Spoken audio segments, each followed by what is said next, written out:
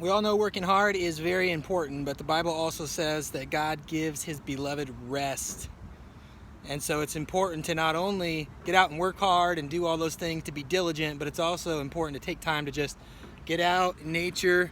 See, God created all this. God didn't just create work, God just didn't create busyness, but God created rest. God created beauty, God created all of nature. He created this water and the little fishes that are in there. There's been some turtles out here and everything. God creates all the beauty around us, and sometimes he wants us just to stop and enjoy it. I mean, imagine if you made something for somebody and gave it to them as a gift to enjoy, and they never, ever spent time to stop and notice it. Some of you husbands, that probably happens.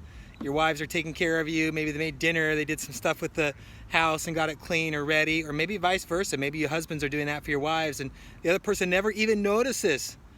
Never notices that you did anything for them or that you made a nice environment for them. It gets kind of old after a while. Well, how do you think God feels when he made all this beautiful environment and nature for us to enjoy? And sometimes we are just so busy in what we're doing that we never take time to enjoy it or to thank him for it. The Bible says in Romans that the invisible attributes of God are made known by the things that he made.